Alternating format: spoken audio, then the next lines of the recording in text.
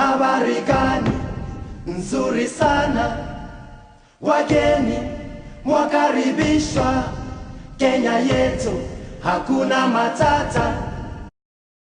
Kenya is a country in East Africa. It is named after Mount Kenya, the second tallest mountain in Africa. Some facts about Kenya. The capital is Nairobi, area 580,367 square kilometers. The population is 33,830,000. Language: English, Kiswahili, and numerous indigenous languages. History. The first people to settle in Kenya were indigenous African communities who migrated from various parts of the continent. Other visitors included traders, explorers, and tourists who came in from various parts of the world, such as Portugal, Arabia, Roman Empire, India, and Greece. While the majority of the visitors went back to their countries, some settled and intermarried with the local population, giving rise to a new Swahili culture along the coast. The civilization is based on craft industries, farming, fishing, and international trade, and gave rise to a coastal city-states. The scramble for colonies in Africa among European countries reached fever pitch in 1884. Among British acquisition was the land we today call Kenya. A British trading company, Imperial British East Africa Company, was set up and posted to administer Kenya.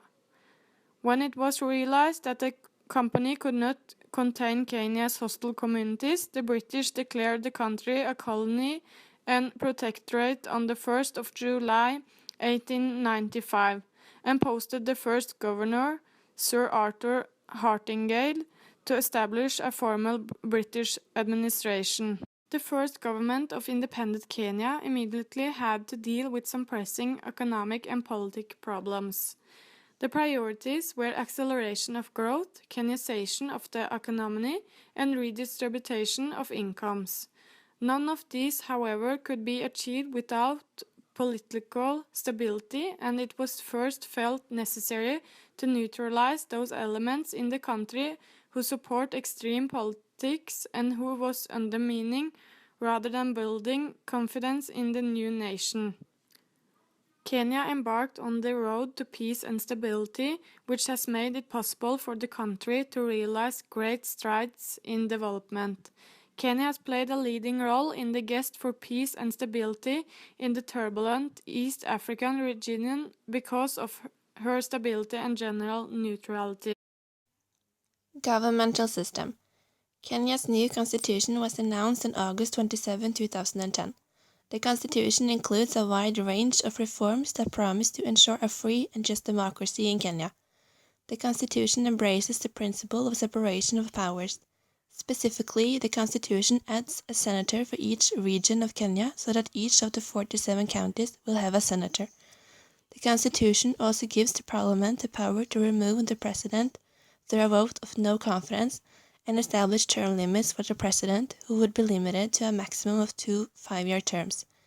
Chapter 8 of the Constitution, Article 93, establishes the Parliament of Kenya, which consists of the National Assembly and the Senate.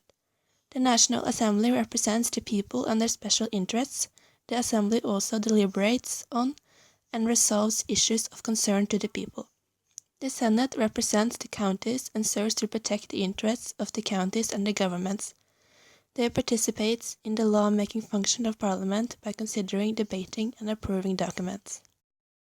Educational system. In Kenya, primary education is in a sense the first phase of formal education system. It usually starts at 6 years of age and runs for 8 years. The main purpose of primary education is to prepare children to participate fully in the social, political, and economic. Almost all primary schools in the country are now in the public sector and depend on the government for their operational expenses. Secondary school education usually starts at 14 years of age. The current secondary education program is geared towards meeting the needs of both the students that terminate their education after secondary school and those that proceed for higher education. There are two categories for secondary school in Kenya, namely public and private schools. The country currently has 5 public universities, with the most recently established university giving greater emphasis to technology and science-oriented degree programs. In addition to the 4 public universities, there are 10 private universities in the country offering a range of degrees programs. They are supervised and controlled by the Commission for Higher Education. Only 85% of those who start primary school completes their 8 years. Religion. The Kenyan constitution grants all Kenyans freedom of religion and worship. Many different religions are practiced and celebrated in Kenya, such as Christian, Islam, and Hinduism. Due to the influence of Christian missionaries in the country in the 19th century, most Kenyans are Christians. The Roman Catholic and Anglican churches are the most established within the country. Christian missionaries continue to maintain a presence in Kenya today and offer aid to the country with educational, religious, and medical facilities. There are also evangelical churches and independent African Christian churches in Kenya. Islam has the second largest number of followers in the country, with both Sunni and Shiite Muslim groups. The city of Mombasa is home to the largest population of Muslims in Kenya, with more living in the nearby coastal and in the northeastern part. There is also an Indian presence in Kenya, mostly found in major towns and cities across the country. This population practice Hinduism and Sikhism. Due to the influence of missionaries and the migration, many of the traditional African religions are not practiced. Economic situation. The Kenyan economy, East Africa's largest, has experienced considerable growth in the past few years, driven by several key factors. The country enjoys some particular advantages: a responsibly well-educated labor force, a vital port that serves as an entry point for goods destined for countries in the East African and Central Africa interior, abundant wildlife and miles of attractive coastline, and a government that is committed to implementing business reforms. Kenya agriculture development remains the most important contributor to GDP, with horticulture industry of mainly high quality flower cutting being among the leading export products. Kenya's transport and communication infrastructure are the middle quality, although recent development should bring about more rigorous competition and better service in the medium and long term. Kenya is part of the East African Community, EAC, of which Tanzania, Uganda, Rwanda, and Burundi are the other members. The EAC is working toward a closer integration, and this is likely to have far-reaching positive consequences for Kenya's economy. Kenya is also a member of COMESA, the 20th member common market for East and Southern Africa, opening up the way for trade across Eastern and Southern Africa for nearly 400 million people, which is about half of Africa's total population. Medical care. Nairobi's Kenyatta National Hospital acts as the main referral and teaching center for medical treatment, with other provincial hospitals taking referrals from their district. In rural areas, services are provided by health centers and dispensing clinics, though these often lack facilities and trained staff. With many health professionals leaving Kenya to find posts abroad, there is a severe shortage of medical workers across the country.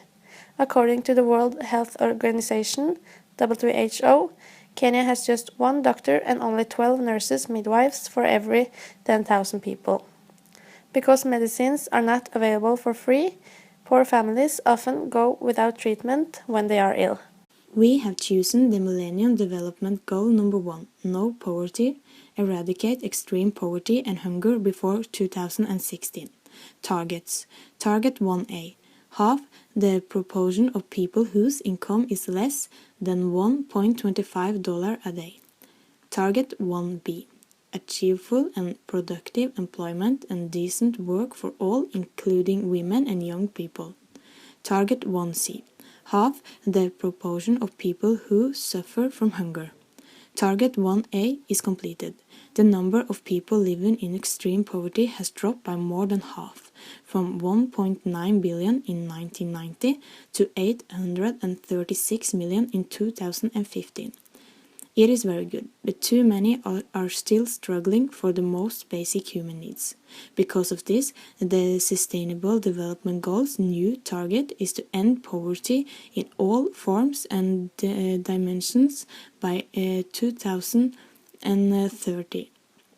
This involves targeting those living in vulnerable situations, increasing access to basic resources and services, and supporting communities affected by conflict and climate-related disasters. We think this is a target because more than 800 million people still living on less than $1.25 a day. Many lacking access to adequate food, clean drinking water, and sanitation. The human rights says that everyone has a right to cover their basic needs. The Human Rights Article number 25 says that everyone has the right to a standard of living adequate for the health and well-being of himself and of his family, including food, clothing, housing and medical care and necessary social services, and the right to security in the event of unemployment, sickness, disability, widowhood, old age or other lack of livelihood in circumstances beyond his control. Kenya is a poor country and are dependent on international aid. Corruption and lack of modernization of industry still constitute major obstacles for the country's future economic development. Kenya has significantly reduced the proportion of its population living below the absolute poverty line from 52% in 2000 to 45% in 2009. The Bank of Kenya Economic Outlook report that the poverty level should lay between 34% and 42%, implying a further reduction of poverty. Jambo bwana, habari gani? Nzuri sana. Wageni mwakaribishwa. Kenya yetu hakuna matata.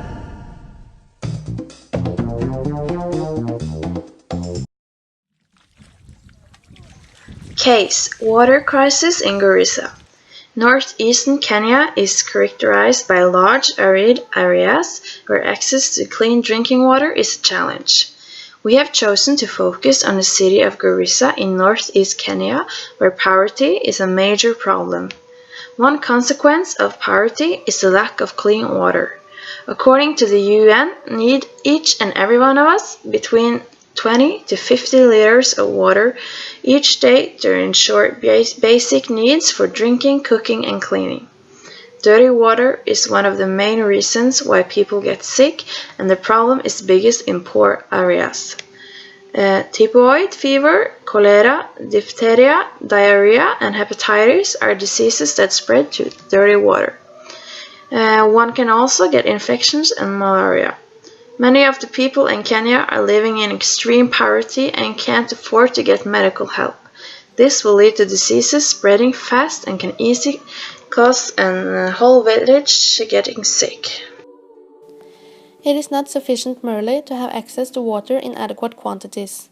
The water also needs to be of adequate quality to maintain health, and it must be free of harmful biological and chemical contamination.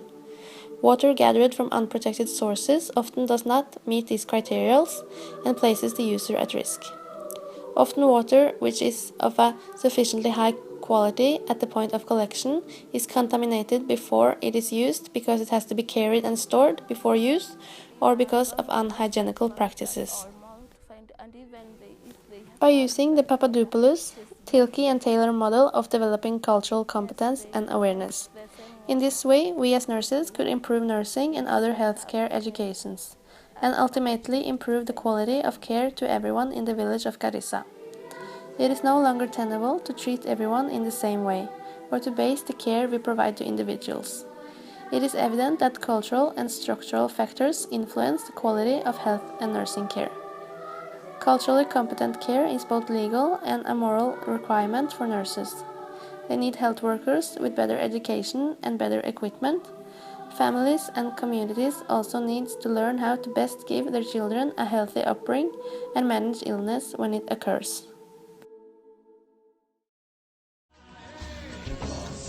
Methods to ensure the population access to safe water varies.